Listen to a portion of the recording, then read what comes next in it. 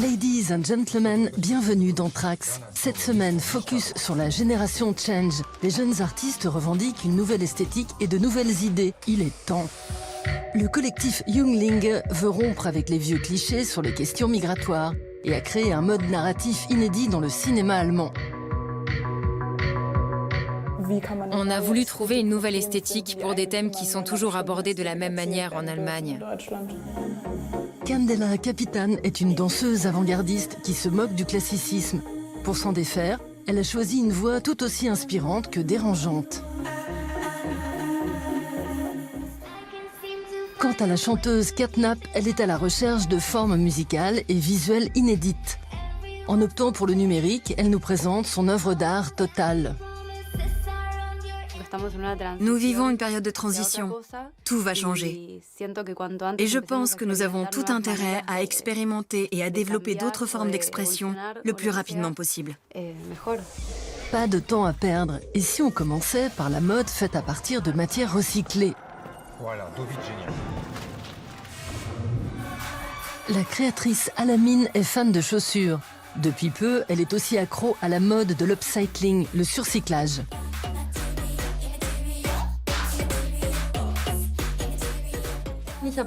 Avant, je consommais énormément. Je pouvais acheter jusqu'à 5 à 6 paires de chaussures par mois et forcément, je n'arrivais pas à toutes les porter. Je dois avouer que je ne m'interrogeais pas vraiment sur leurs conditions de fabrication. Mais un beau jour, j'ai remis mon comportement en question. Je me suis demandé, est-ce que tu veux réellement soutenir cette industrie? Non, je n'en avais pas envie. J'ai réfléchi à la manière dont je pouvais changer les choses. Comment faire pour secouer les consciences? Pourquoi un vieux vêtement ne pourrait-il pas être cool? Si on est un poil imaginatif, on peut faire quelque chose d'absolument génial avec une pièce qu'on était prête à mettre à la poubelle. Alamine a créé sa propre marque, Aram. Elle imagine des modèles futuristes à partir de rebuts de l'industrie de la mode. Ces bustiers réalisés avec des chaussures de foot de seconde main font sensation. La jeune créatrice n'a pas tardé à voir ses pièces mises à l'honneur dans de prestigieux shootings de mode, mais aussi dans les magazines ultra fashion.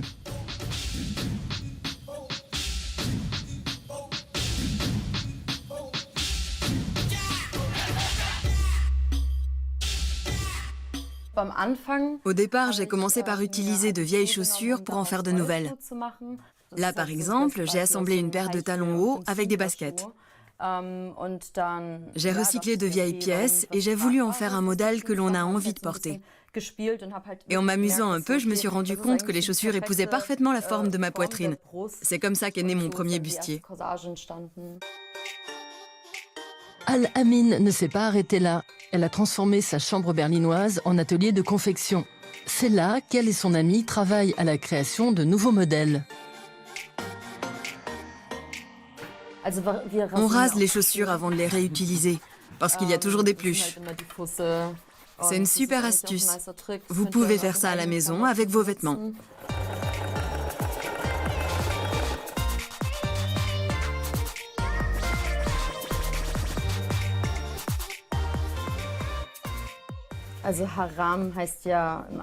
En arabe, le mot haram désigne le péché. Je pense qu'il est important de se libérer de certaines règles et concepts préétablis pour faire ce qui nous chante. Pour moi, haram signifie aussi une réinterprétation des choses. Je donne à tout ce que je fais une nouvelle définition. Et je pense qu'associer le terme haram à nos créations est quelque chose de très cohérent. Le travail d'Alamine ne connaît aucune limite artistique. Ses créations sont des œuvres d'art qui se situent entre la haute couture et le message politique.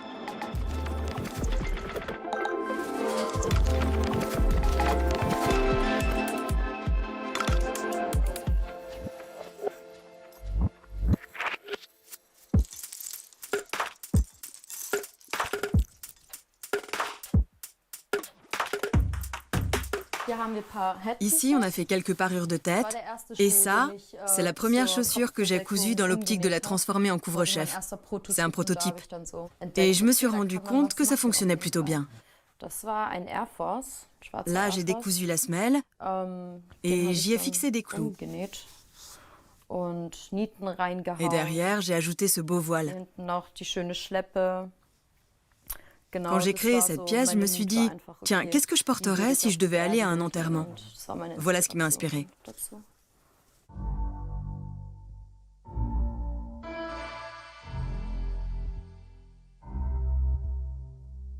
Et voici un masque scintillant qui recouvre entièrement le visage. C'est assez extravagant.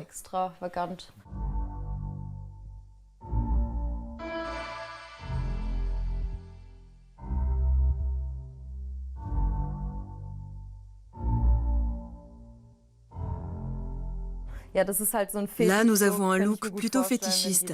Lorsque j'ai fabriqué cette pièce, j'ai pensé aux amateurs de soirées naked. Ils peuvent faire la fête tout nus et ne porter que ça, un peu comme des brassards. On enfile le bras comme ça. J'ai assemblé 2 paires de chaussures de chaque côté. Elles tiennent ensemble grâce au lacet qui passe dans les œillets des baskets. Et de l'autre côté, j'ai collé les extrémités pour fermer le brassard. La première fois que j'ai vu quelqu'un porter une de mes créations, j'étais très impressionnée. La personne respectait mon travail et aimait ce que je faisais. Voir ses propres pièces portées a un côté un peu surréaliste. Jamais je n'aurais pensé pouvoir créer des vêtements qui allaient être célébrés par ceux qui les portent. Avant, je n'avais pas confiance en moi, mais maintenant, j'ai gagné en assurance.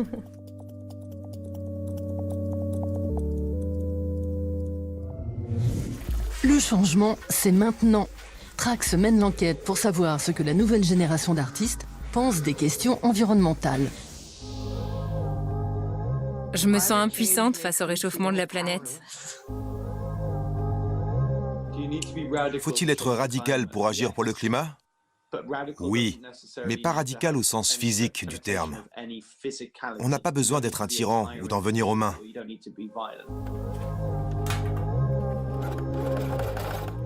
Pourquoi faut-il attendre aussi longtemps alors qu'on pourrait prendre la décision aujourd'hui? Franchement, je ne comprends pas. On n'arrête pas de remettre les choses à plus tard en espérant que la situation s'arrangera d'elle-même. De toute façon, les politiques qui font passer les lois d'aujourd'hui ne seront sûrement plus là d'ici 2038. C'est notre manière de penser qui doit changer radicalement. Surtout pour les conservateurs, qui doivent revoir leur mentalité. Si vous pensez déjà de manière progressiste, alors non, pas besoin d'un changement radical. Vous n'avez qu'à défendre vos convictions, vous exprimer et faire ce en quoi vous croyez.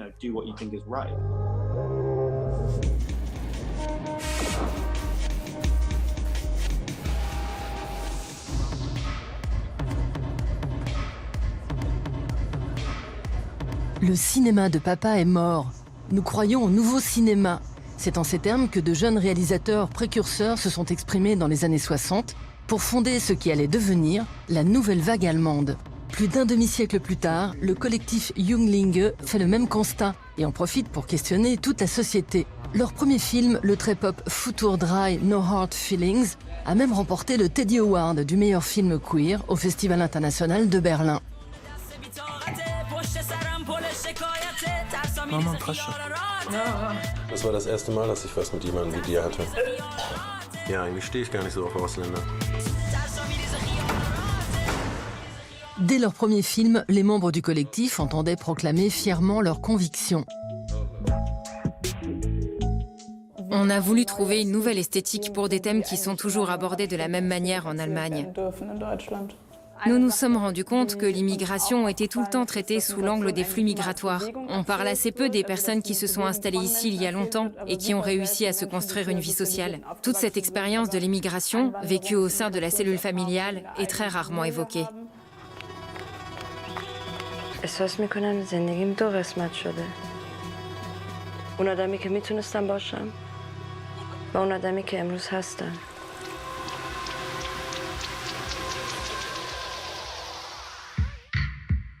Voici l'endroit où tout est conçu. Bonjour et bienvenue. Voici nos bureaux. C'est ici que nous travaillons sur le développement de séries, de films et de documentaires.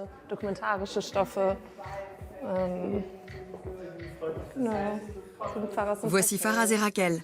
C'est nous qui avons fondé le collectif. Nous avons étudié à Hildesheim. Très vite, nous nous sommes aperçus que nous étions tous les trois intéressés par la pop et aussi par la politique. Et je crois que c'est comme ça qu'est née cette relation entre nous. Ces dernières années, on travaillait plutôt en mode lo-fi.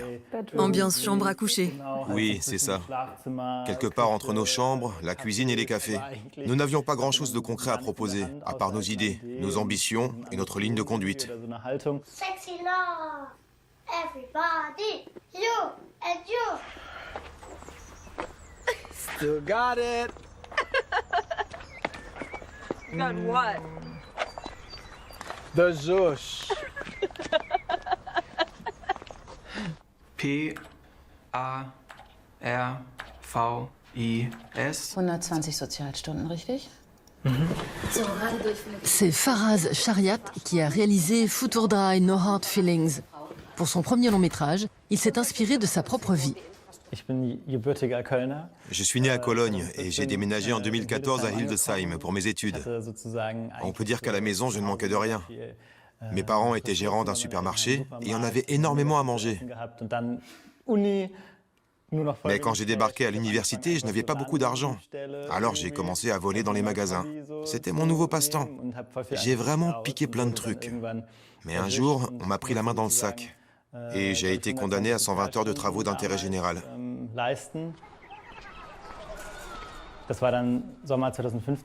J'ai dû purger ma peine pendant l'été 2015, en plein dans ce qu'on appelait la crise des migrants. Je me suis vraiment pris cette réalité en pleine face. À l'époque, j'étais typique de la génération milléniale, qui ne réfléchissait pas beaucoup. J'avais beau faire des études culturelles, je n'étais pas vraiment politisé. Et puis j'ai commencé à travailler comme interprète dans un centre d'hébergement d'urgence pour mineurs isolés. J'y ai rencontré un tas de gens super, qui de prime abord me ressemblaient, selon une vision blanche et dominante. Pourtant, ils étaient beaucoup moins privilégiés et ils avaient vécu des situations complètement différentes de la mienne.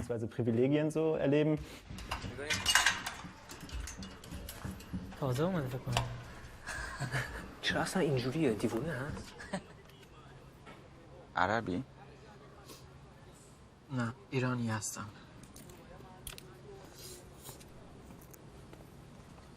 ما اینجا زیادیم. C'est comme ça que tout a commencé. On était déjà amis tous les trois et on parlait beaucoup d'immigration. On avait tous ce sentiment qu'il devenait de plus en plus urgent de faire un film qui traite des questions migratoires. On ne voulait pas raconter une histoire du point de vue d'un blanc de la classe dominante. Au cinéma, c'est souvent le même topo. Un Allemand blanc se transforme en sauveur parce qu'il se rend compte que les réfugiés souffrent. Dans notre film, on voulait parler de quelqu'un pour qui l'immigration était inscrite dans son parcours personnel. Sexy sad. I'm sexy, but I'm also sad that I'm sexy. Futur Dry No Hard Feelings se fiche des conventions et évite les écueils propres aux films queer qui traitent d'immigration ou de coming out. Le film alterne entre romantisme, chorégraphie arty, désespoir et utopie, tout en gardant son sujet en ligne de mire, la construction identitaire d'une jeunesse multiculturelle.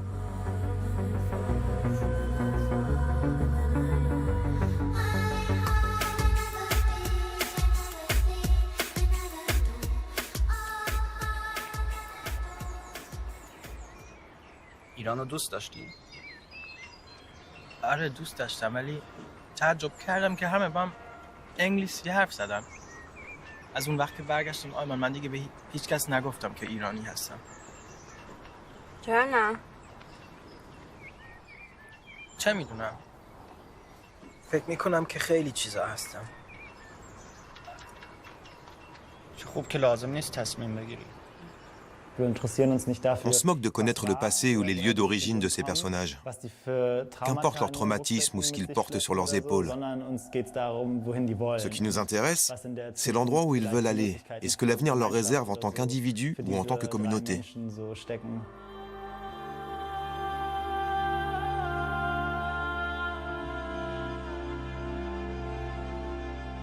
À la fin du film, Banafche prononce cette phrase.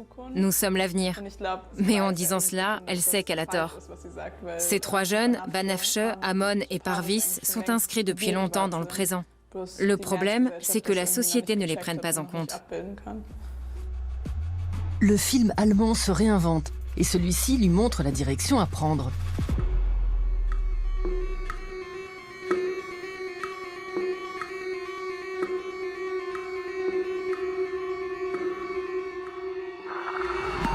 Mais qu'est-ce qui différencie la génération Change des précédentes?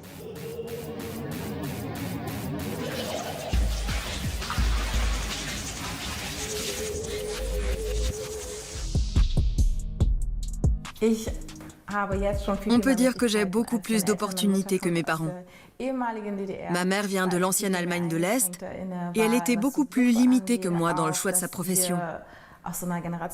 Je pense aussi que notre génération a un peu plus la volonté de s'attaquer aux véritables problèmes. En tout cas, nous savons contre quoi nous battre. Dans les classes supérieures, les élites et les personnes âgées s'attendent toujours à ce que la nouvelle génération continue ce qu'a entrepris la précédente. Pourtant, chaque génération est unique. Au lieu de poursuivre un chemin tout tracé, je pense qu'il est important de bouleverser les choses. Je dirais que notre génération met davantage en valeur l'épanouissement personnel. Nos parents, eux, étaient plus soucieux du bien-être de leur famille. Et pour y parvenir, ils étaient prêts à sacrifier une partie de leurs rêves. En ce qui nous concerne, j'ai l'impression qu'il est plus important de pouvoir nous identifier à notre travail et de faire quelque chose qu'on aime. Et ça, c'est un privilège énorme. Par rapport à nos parents, notre génération se fait beaucoup plus entendre sur certains sujets. On le voit par exemple lors de manifestations. Il y a beaucoup de jeunes qui protestent et on a l'impression que les personnes plus âgées manquent à l'appel. Je pense qu'il est de notre responsabilité de parler aux générations précédentes et de les inciter à réfléchir.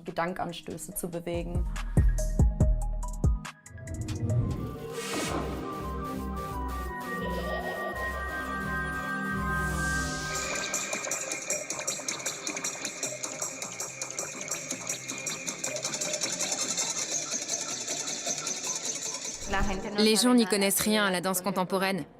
C'est une culture perdue. Et cette Andalouse veut que ça change. Je suis Candela Capitán, danseuse contemporaine et artiste de performance. La jeune femme de 24 ans se produit aussi bien sur des scènes classiques que dans des galeries d'art, des clubs underground ou des défilés de mode. Ses performances évoluent entre grand art et grand guignol.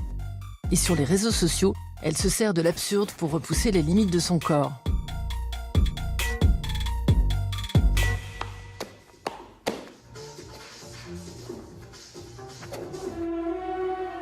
Non contente de participer à un défilé chorégraphié par Damien Jallet, la danseuse a réussi à enthousiasmer de grandes marques de la haute couture internationale.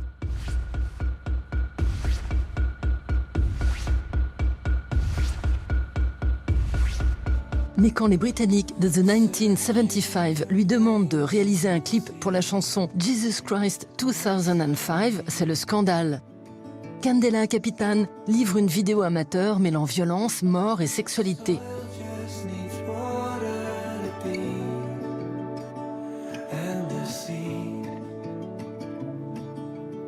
Les jeunes fans du groupe sont perturbées et provoquent une déferlante sur les réseaux sociaux.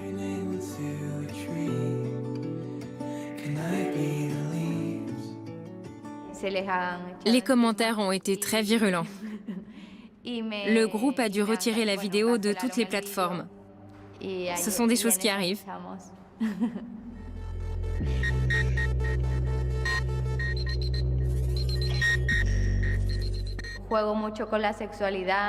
Je joue beaucoup avec la sexualité féminine.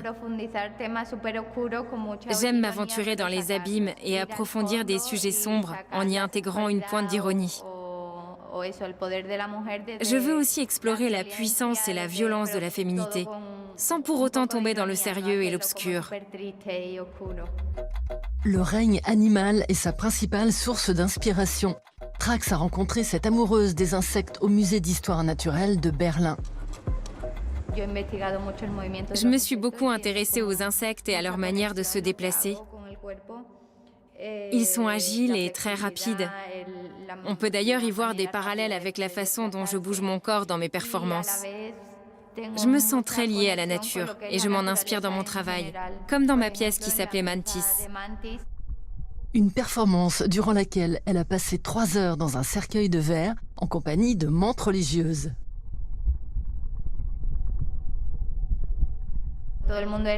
Les gens étaient outrés. Ils pensaient que j'avais l'intention de faire du mal aux mantes religieuses, ou même de les tuer. Pourtant, tout ce que je voulais, c'était attirer l'attention sur elles. Si je n'avais pas eu tous ces insectes sur mon corps dans ce contexte très particulier, le public ne se serait jamais soucié de leur sort.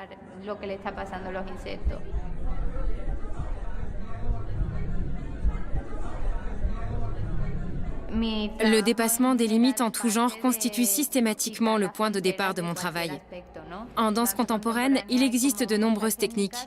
Généralement, les danseurs se concentrent sur 2 ou 3 d'entre elles et passeront de l'une à l'autre pendant leur carrière.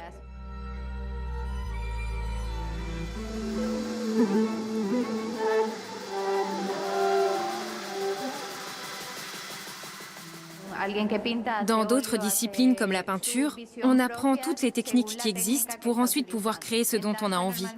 En danse, ce n'est pas pareil. Souvent, on utilise uniquement les techniques avec lesquelles on s'est spécialisé. Peu de choses viennent réellement des danseurs, mis à part peut-être une composante esthétique.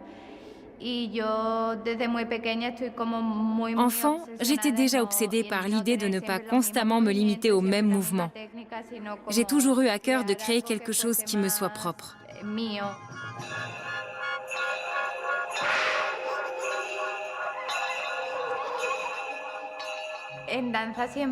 On pense toujours qu'on a épuisé toutes les possibilités qui existent en matière de mouvement. Mais la danse est une pratique quotidienne pour laquelle il est important de découvrir de nouvelles formes d'expression. Le défi consiste à développer son propre langage corporel. Il ne faut jamais s'en tenir à une seule technique, mais constamment se mettre à la recherche d'un nouveau langage.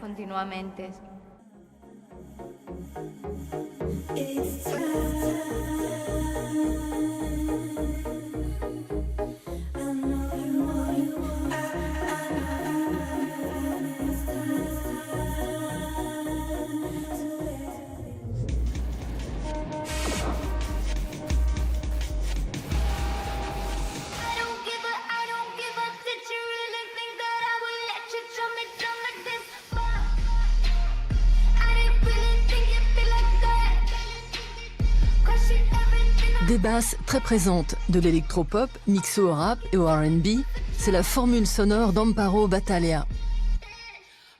Officiant sous le nom de Catnap, cette Argentine installée à Berlin espère bien bousculer nos habitudes musicales.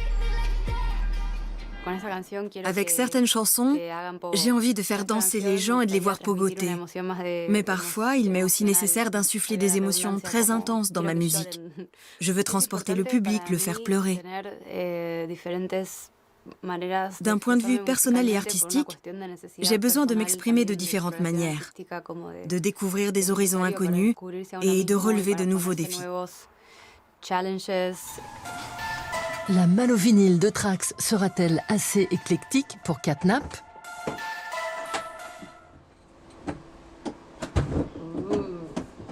Ça, c'est mon disque préféré de tous les temps, une œuvre de mon groupe préféré de tous les temps, The Prodigy, The Fat of the Land. En plus, j'ai les tatouages Poison et Remedy sur les bras. C'est une référence à une de leurs chansons. Et puis en 2006, je me suis fait tatouer le nom du groupe. Bon, finalement, j'ai choisi ce morceau.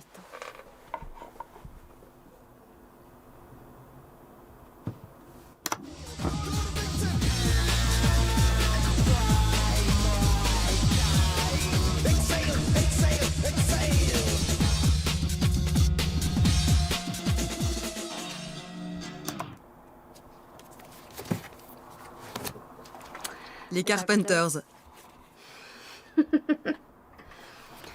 C'est un sacré contraste, non? Ma mère écoutait beaucoup ça quand j'étais enfant. Elle l'écoute toujours d'ailleurs.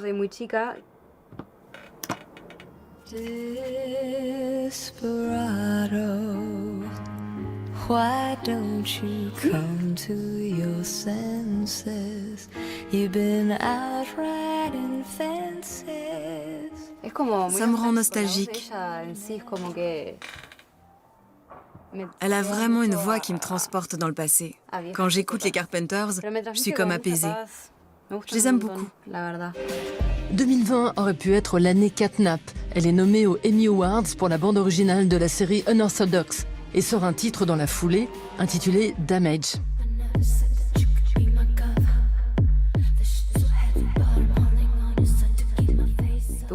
J'ai dû tout annuler. La tournée promotionnelle de mon nouveau disque, tous mes concerts, mes performances. Mais étrangement, d'un point de vue personnel, le confinement m'a fait beaucoup de bien. J'étais tellement épuisée et surmenée que j'avais vraiment besoin d'une pause et de rester à la maison. Sa participation au festival Pop Culture de Berlin est elle aussi chamboulée. Au lieu de jouer devant un public en chair et en os, elle choisit d'y présenter une œuvre entièrement numérique. Une expérience immersive entre performance et simulation de jeux vidéo. Faire un concert avec les restrictions actuelles a quelque chose de beaucoup trop contraignant. En revanche, je trouve qu'il est passionnant de chercher des formes de performance alternatives. Le retour à la normale n'est pas pour demain. Nous vivons une période de transition. Tout va changer. Et je pense que nous avons tout intérêt à expérimenter et à développer de nouvelles formes d'expression le plus rapidement possible. Si on contribue à cette évolution, toute cette histoire pourra aussi s'avérer être une grande chance.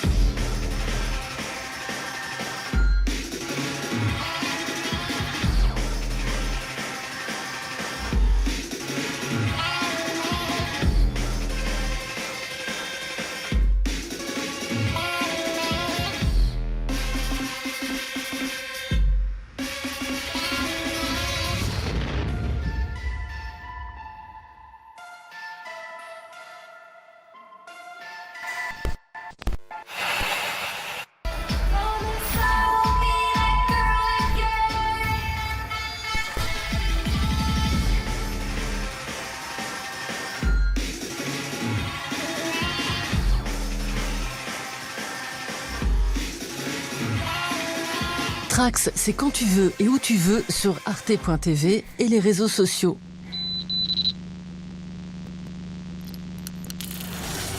Gospodo i gospođe Dugoviće, danas novo nismo ništa dobro.